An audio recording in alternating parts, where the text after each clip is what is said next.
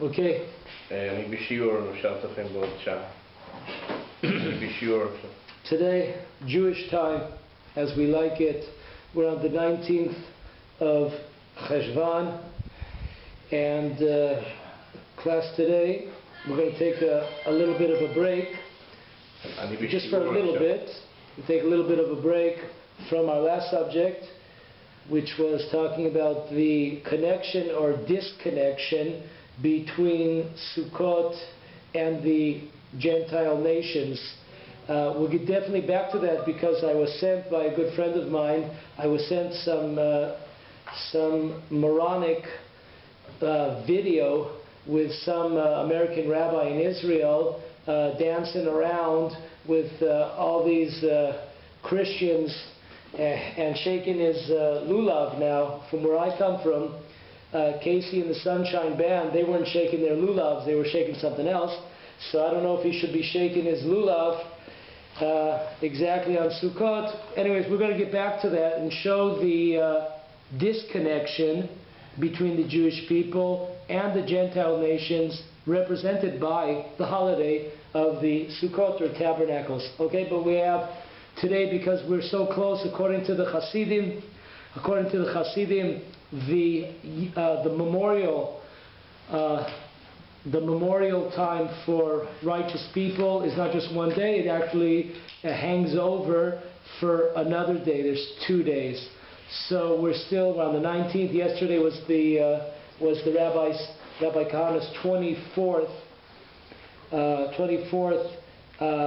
anniversary, I call it, of his murder. So we're going to have to change a little bit the program this week. We're going to go for a very, very important lesson here. I hope we'll have time today. If not, we're going to do it again because it's very, very important. We're going to get down to the basic, to the bone, to the core, to the root of what the problem here is between Israel, the Jewish people, and the Arab, the Ishmael nation. We're going to get down exactly to see it right up front and close and personal. We're going to understand what has to be done here. We're going to come out, God willing, we're going to come out understanding what the problem is and how we're going to have to take care. I mean, there's different ways to take care of it, but at least we have to know first what the problem is in order to solve something. Okay, so we're going to get right into it, kind of right into it. A few promos here before we talk about it.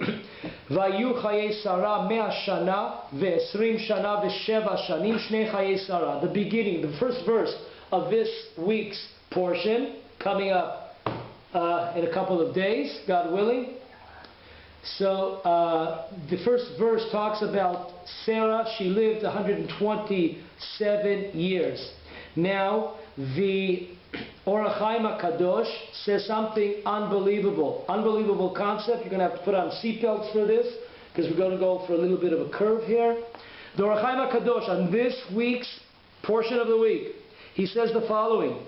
Vayiyu, every time in the Torah that it says the word, uses the expression Vayiyu or Yehi, that is an expression of mourning. That is an expression of something bad that's happened to us. For example, in the times of the king of Persia, Achashverosh, it says Vayihi, in the days, but that it uses the word that the Jewish people were in dire straits. They were about to be killed. In the time of Yonah, it says that Yonah was in the days of Yonah. It uses that expression because the poor guy, he's in the belly of this fish for 3 days. I mean, it's not easy, at least for me. I have trouble even smelling fish. I'm not talking about like getting close to one, but even from a distance, I have trouble with them fish. So I don't know. Thank God that Kodesh Baruch Hu doesn't give me these kinds of tests. Thank God for those because I'd have problems with these. But anyways, so let's go back. Give another example. So we have this. We have the concept of Vayihi or Vayiyu. So it says Vayiyu. It says in our this week's, it used the expression of mourning, of sorrow, of pain. Vayiyu. Okay. Vayu chaye Sarah. He uses the word vayu, some kind of mourning here, sorrow, pain. What's going on? Every time in the Torah that it uses the word vehaya, which is very similar to vayihi or vayiyu, but it's a different word. Every time it says vaya, it means the opposite, happiness. For example, the same commentator, the Or HaChaim HaKadosh, writes in the beginning of the portion Ki Tavo, he writes the following on the verse: Vaya ki tavo el haaretz asher Adonai Elohecha noten lecha nachala v'rishta v'yashavta ba. He says, when you come into the land of Israel, you should inherit the land. And he uses the word vaya. Listen to this. Put on another seatbelt. The Or HaChaim HaKadosh says the following. He says the following. And we could learn this, in my opinion, we could learn this from a lot of the Rabbi Kahana people, especially. Some are sitting here now in front of me, and some of them are scattered in different places. They really teach us the following concept. What is the concept? The Or HaChaim explains that if a person wants to really fulfill the mitzvah of living in Eretz Yisrael, he has to be happy. If you're not happy, if you're happy and you know it, clap your hands. If you're happy, I guess that's before your time. You didn't know that one? Anyways, the Or HaChaim tells us unbelievable Torah. If you really want to 100% fulfill the mitzvah of living in Eretz Yisrael, you better be happy, because if you're bummed out, if you're depressed, you're not fulfilling the mitzvah like you should. It's an amazing thing. So who better can we turn to look when we see people sitting in front of me? We humble ourselves before a father whose son-in-law and daughter were murdered. And just as the happiness that when you're around with him, the jokes and the good lines that he gives, other people here, it's a tremendous thing. It's 1 in a million kind of people here that are connected, students, people that were connected to Rabbi Kahana, and they really have this, that even though times are not easy, times are difficult, they have this way of overcoming. We shall overcome. It's a tremendous thing. Back to the Or HaChaim on this week's Parsha, he says the following. Now that we know the principle, so what's going on here? Vayu chaye Sarah mea shana. The life of Sarah, full of sorrow, was 100 years. Why 100 years? 90 years she was in sorrow, because the Talmud tells us that a couple that does not have children, they're in sorrow. If a person doesn't have children equals life. Life equals children. If a person goes around, if there are couples that are going around without any children, I mean, it's the saddest thing in the world. Children are life.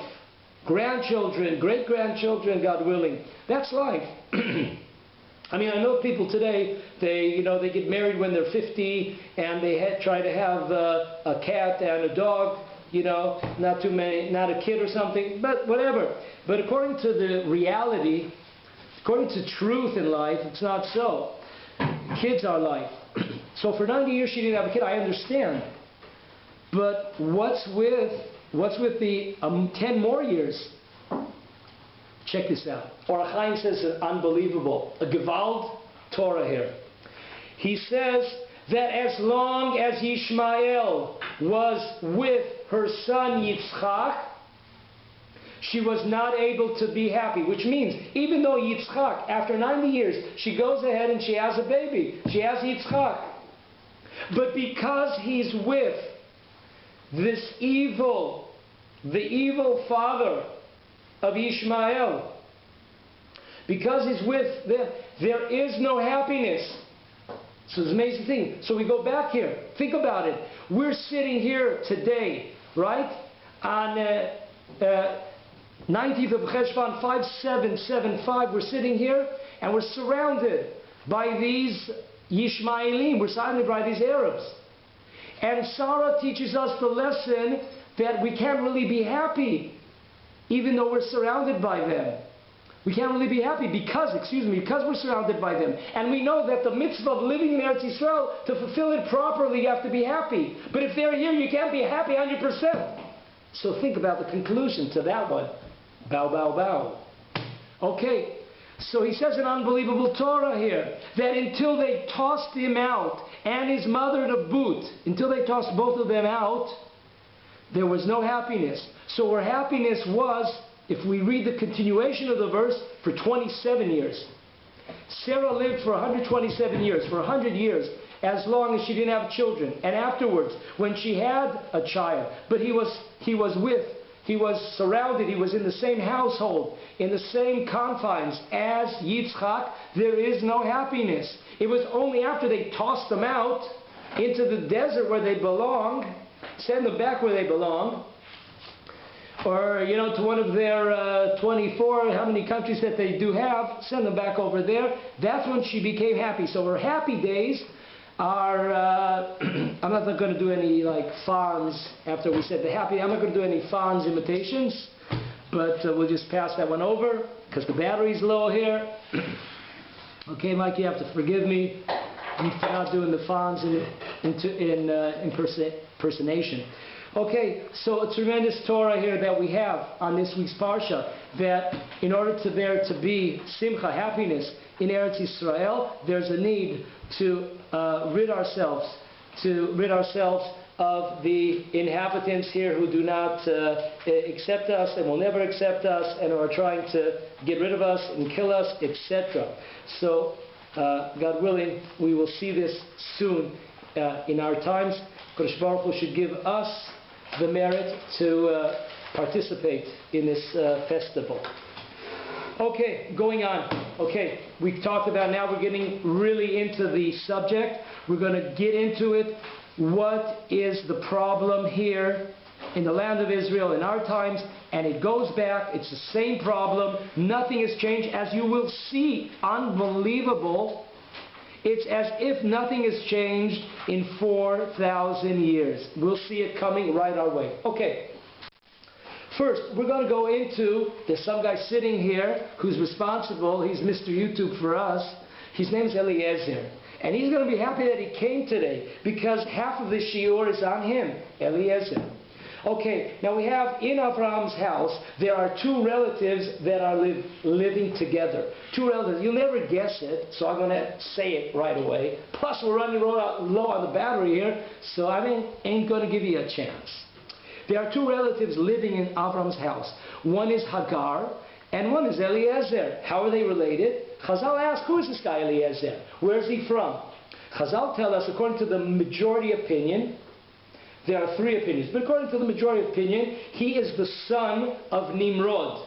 He is the son of Nimrod. Nimrod, after he saw Brother Avram get out of that fire, he gave over his son as a prize, as a reward to Avram. He couldn't believe it. He said, well, my son better stick by close to that guy Avram. So he gives his son Eliezer, Nimrod, the evil king, he gives his son over to Eliezer, over to Abraham. Okay, we have to add in here that when I first came to Israel, it really bothered me that there's a company here, a shoe company or a sandal company, I'm not sure, they're called Nimrod. So it really bothered me that why would they name a company in Israel after a wicked person? So I came up with a big limud zchut, something like, to show that, they weren't really thinking badly to name their company after a wicked person. They were probably having a good idea. What's the idea? The idea is the following, folks.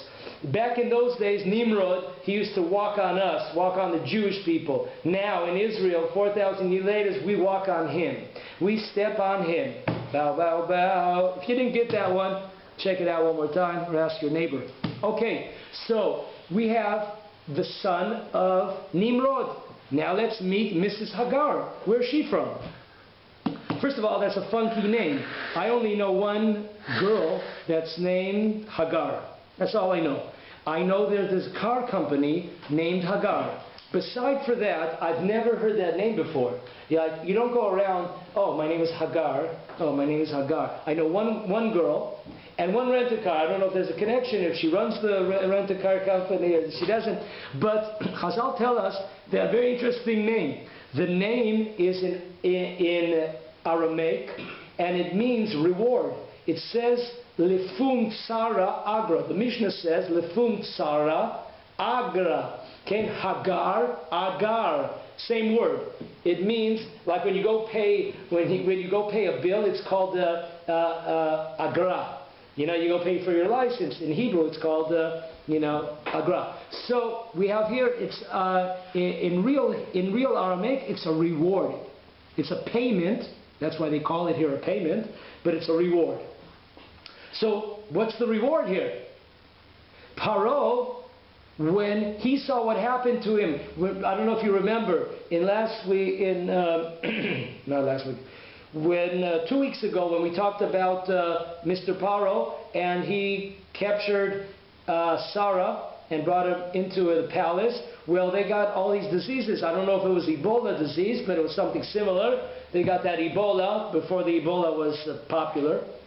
Anyway, so what does Mr. Paro do? He's the king of Egypt. He gives over his daughter Hagar to Avram and Sarah. Now, who's Paro?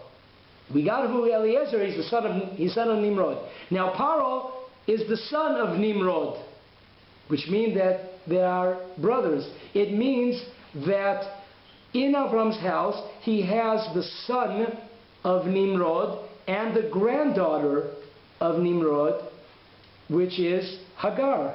Okay, so he has two family members that we never really would think about. Okay, so let's check out, how did this guy Eliezer, he comes from the lowest of lows. Okay, he comes from the Canaanite nations. He comes from the people of Ham. Okay, he's like the lowest of lows. And now he's in Abraham's house. And we'll see what kind of guy this guy is. I mean, this guy's all-star material here. All-star material. Let's look at it. Okay, first of all, how long was Eliezer with Avram? Eliezer was with Avram. Anybody have just throw out something you think about. I asked somebody once, and he told me he was with him for about a half hour. I said, why is that? He said, that's how long it takes from the beginning of the portion of the week till the end. That's how long it takes. It takes about a half hour. That's how long he was with. No, believe it or not, a half hour. Okay, I'm going to throw it out because you guys are I see you guys are really excited here. So he was with Abraham for 70 years. 70 years, that's right. He joined forces with Abraham when Abraham was 70 years old, at the time where Lot was kidnapped by the stone people, and Abraham was 70, and Abraham, when he's 140 years old, 70 years later, when Abraham's 140 years old, he sends the same Eliezer to find a wife for his son Yitzchak, Isaac. 70 years, that's a long time. That's a long time, you know. Okay, Chazal tell us in Breshit Rabbah 59:11, check it out on your own time, not on ours. Chazal tell us that the appearance of Eliezer was similar to the appearance of Abraham. Now, this is a pretty wild thing. Now, people have told me that when a couple gets married, many times look at them, and after many years, they start looking alike. They start looking alike. I have one guy over here, he's shaking his head, yeah. Okay, now I don't know if that means that the wife starts growing a beard and pays. I don't know exactly what it means, but I'm not going to get into it. But I'm just going to say there are some couples that do look alike. That do look alike, and we won't go any further because I have to save myself here, you know, none of these threatening emails or whatever. Okay, so what does that mean exactly, that they looked similar?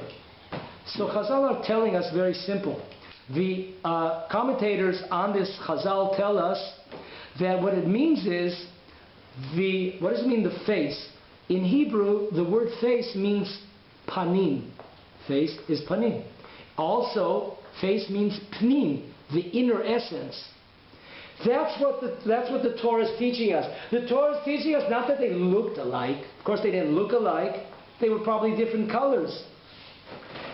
but they were in their inner essence, in their souls, they were similar. That's what it's telling us about. Wow, it's a pretty big thing. A guy to uplift himself from the ghetto, get up from the ghetto.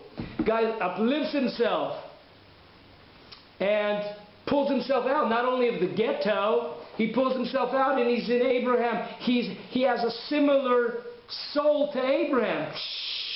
I'm surprised you guys are still sitting here. You haven't jumped out the windows. Okay, let's go on over here. It says also in Chazal, it says that Eliezer, he would draw water, and from that water, he would give it to others. That same water, he would draw water from Abraham's well, and from that same well of Abraham, he would give it to others. What does that mean? Check this one out. It means, the commentators tell us, that it means that when Abraham wasn't around, or in different places in the world, Eliezer went around and gave over the Torah of Abraham. Oh, that's an amazing thing. Hello, is Abraham here? I have a few difficult halachic questions to ask him. No, Abraham's not here. He's very far away with his wife Sarah. You know, they're out looking for new converts. But Eliezer's here, no problem. Eliezer, here. Okay. Okay, what's your question? Eliezer, exact words. Listen to this, unbelievable. The Torah tells us that he would go to the well of Abraham and he would draw water, and from that same water he would give it to others. It means spiritually that he would take all the Torah, all the words, none of his own. He didn't have a word here, but he would take everything that he heard, everything that he learned from Abraham, and he would give it over to others. He was like, he would go all over the world and give classes, but everything wasn't his own. Everything was, he would bow and prostrate himself and say, this is all, every word for word, this is Abraham's Torah, not mine. Remember those words. Okay, now it's big time. It's big time over here, and it's time for Yitzchak to get married. He's 40 years old, time to get married. Okay, now who would you send? Who would you send? I would send maybe Rabbi Yosef, you know, maybe one of the chief rabbis of Israel I would send, or one of the Kabbalists I would send. No, we send Eliezer. Think about that.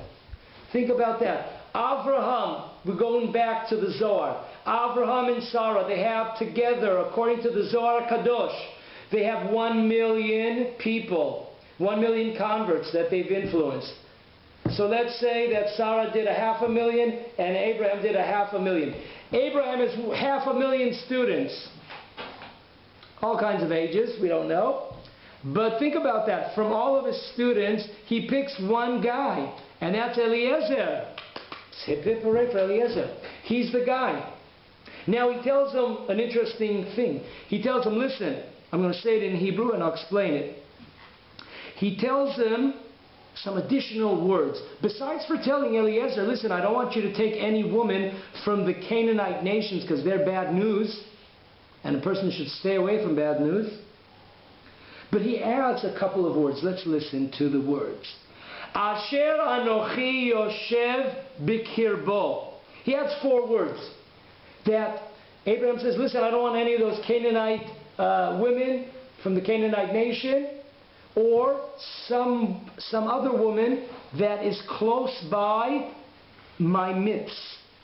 What is that addition, close by, in my midst? We don't see that, for example, when Yitzchak sends Yaakov to find a wife, he tells him the same thing. Don't go for those Canaanite nations, Canaanite women. But he doesn't add the word, those that are close by me, within my midst.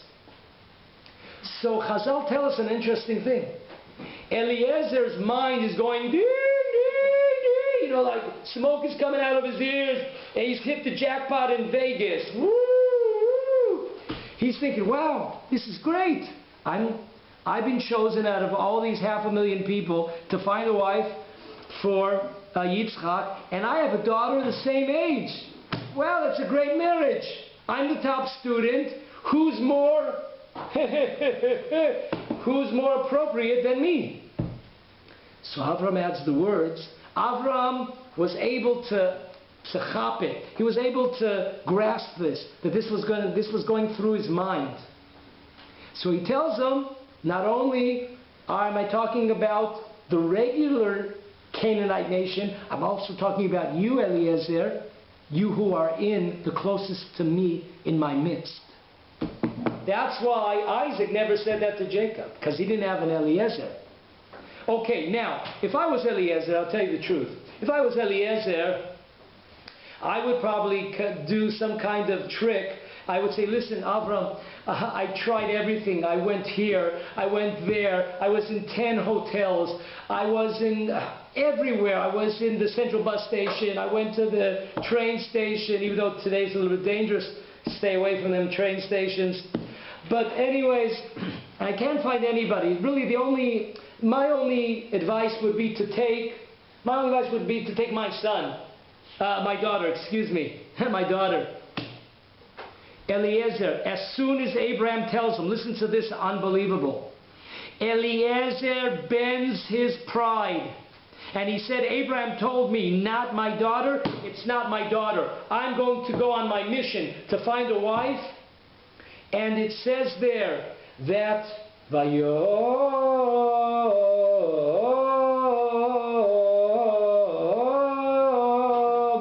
it says that Eliezer, he prayed that Hashem would make him successful on this mission.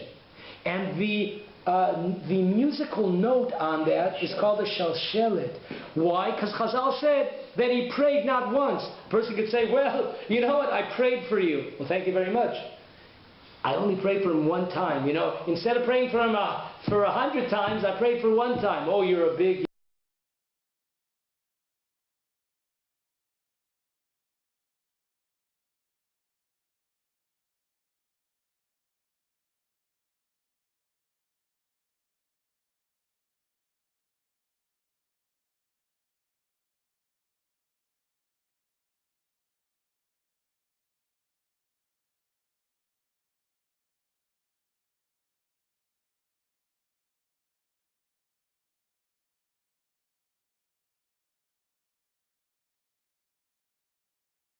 Hagar, she's coming out of the palace. She's coming out of the palace. Not easy. It says in Chazal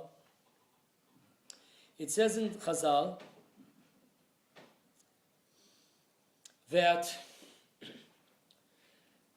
thousands of people, thousands of women used to come visit Sarah, get advice from her, a blessing from her.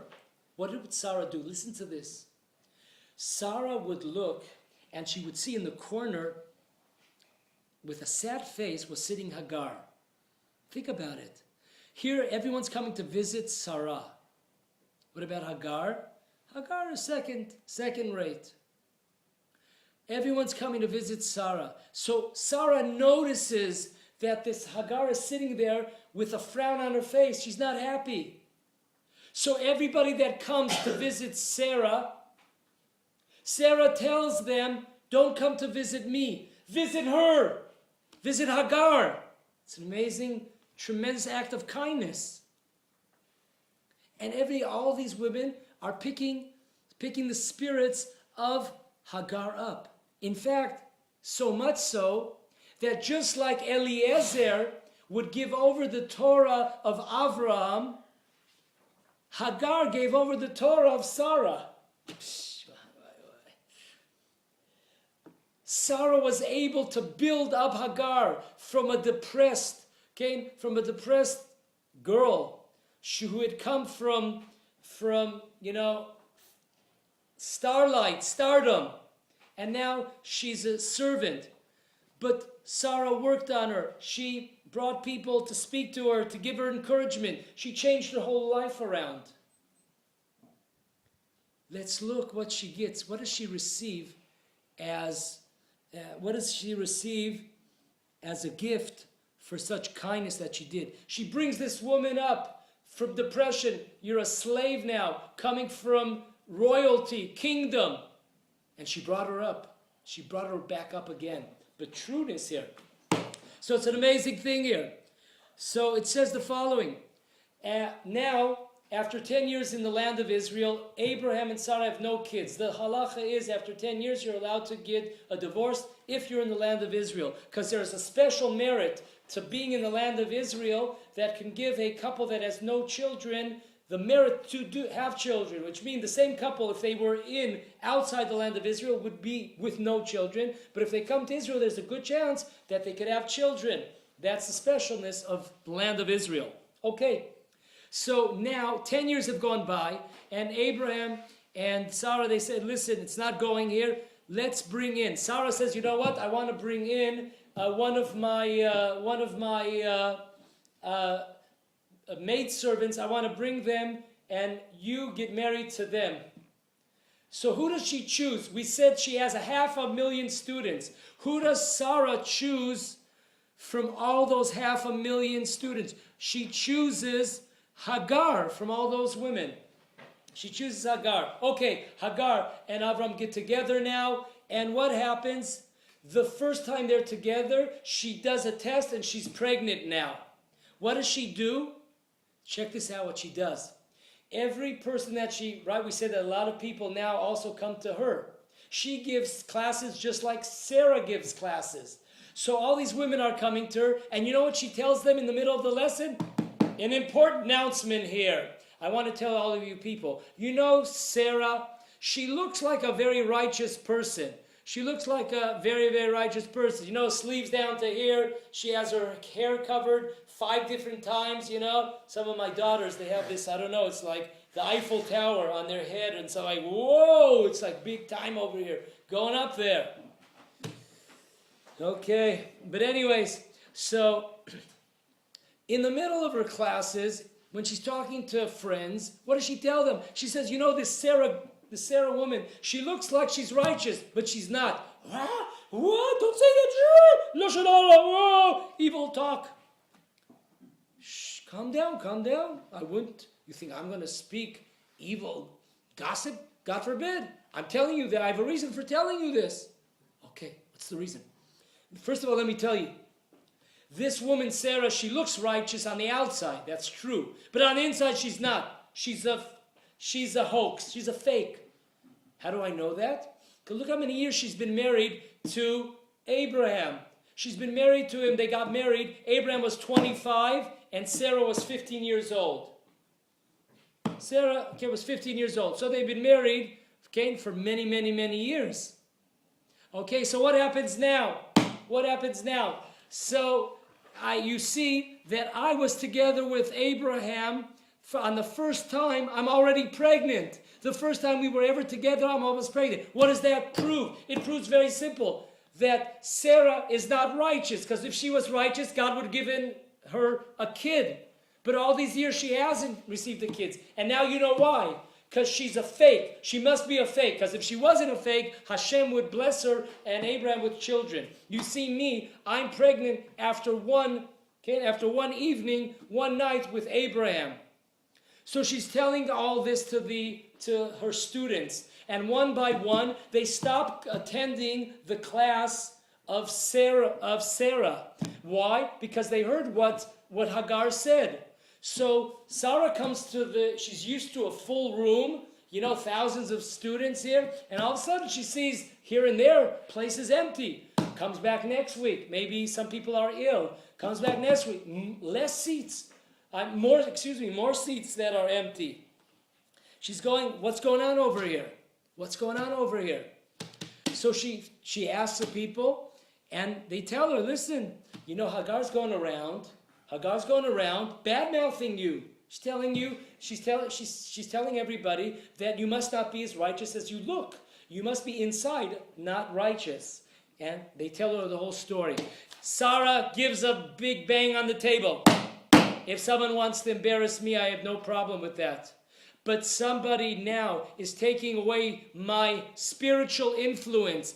that is the red light. Whoa, whoa, whoa, whoa, whoa, whoa. That is the red light over here. That is the red light.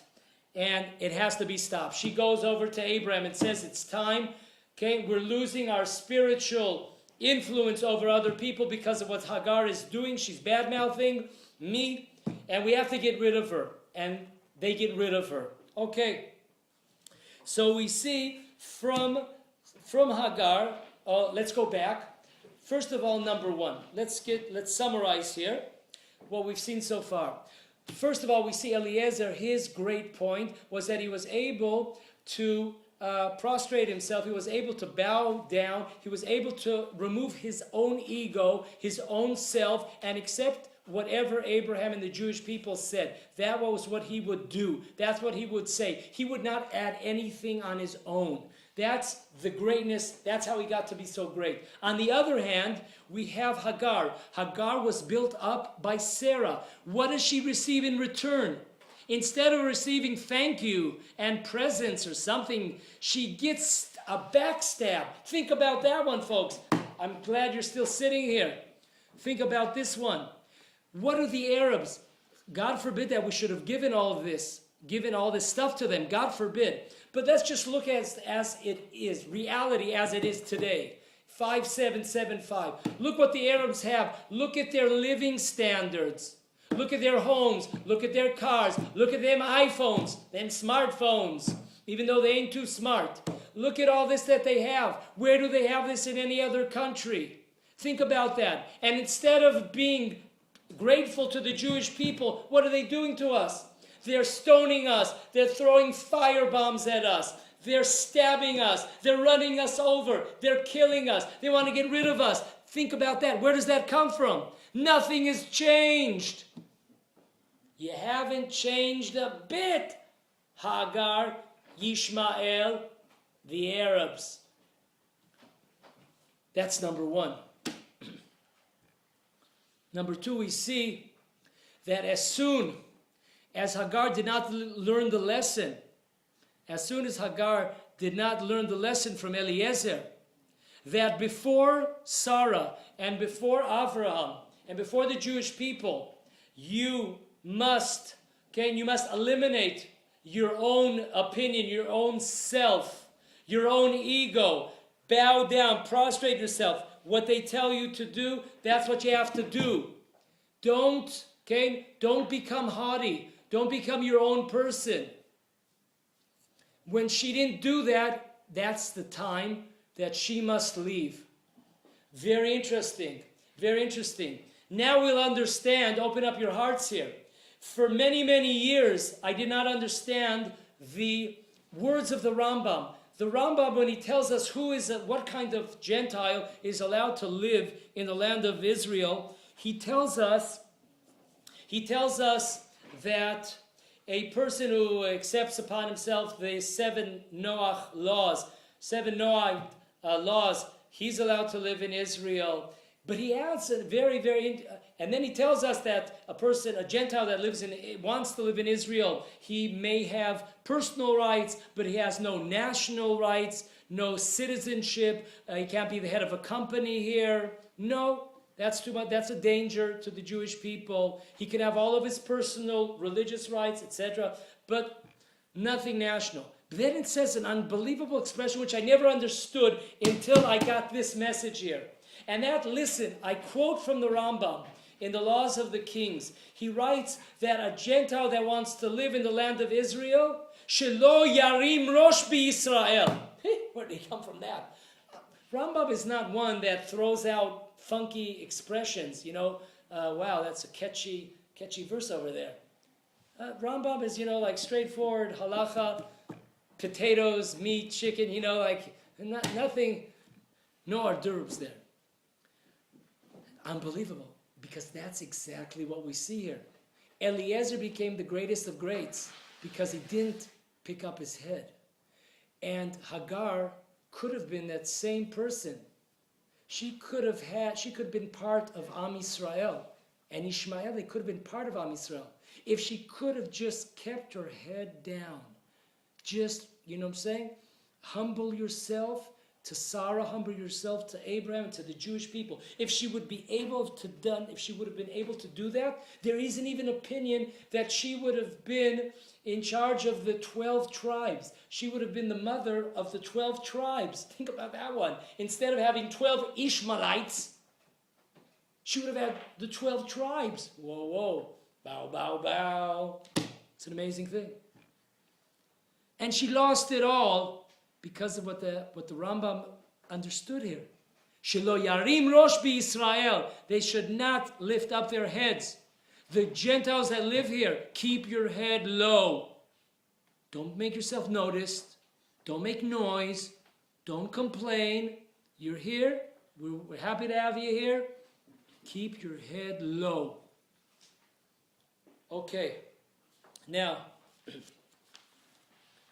are we still okay over here? No, we have the recording. Still the recording. Okay. We're still on the recording. We're still going to roll over here. Okay. We're going to try to kick this one off. Rama Mipano says an unbelievable Torah. You're going to have to put on another seatbelt. The Rama Mipano says that where does Hagar really messed up bad. Where do we see that she did her tikkun? She fixed whatever she had made, all the damage that she had done, she fixed it. When do we see that? And when do we see that Ishmael fixed what he did? So the Torah tells us, unbelievable. It says that when Ishmael and Yitzchak, the two sons, when they came to bury their father, Ishmael takes a back seat. And he says, Yitzchak, you're younger than I am, but I've learned my lesson. I learned my lesson to keep my head low. You go before me. Imagine that. You know what I'm saying? Imagine that. You have a star on the stage. He knows that he's the last act. He has to be the last act. Someone comes up to me, is it okay if I'm the last act? Are you crazy, man? I'm not going to let you be the last act. The last act, he's the star. We've been all waiting. The star that you've been waiting for. We've all been waiting for him. Okay, so no one's going to allow you, they have their pride, these stars. They're not going to allow you to one-upmanship them. So listen to this unbelievable Torah here. Chazal tell us that as soon as Ishmael understood the lesson and he bowed his head down and he said, Yitzchak, you are before me. That means that he did tshuva. And now where do we see the Rama Mipano? Where do we see that Hagar? She finished her, whatever she had to do in this world, whatever she messed up, she fixed it all. When did that happen? Listen to this case. Unbelievable. It says the following.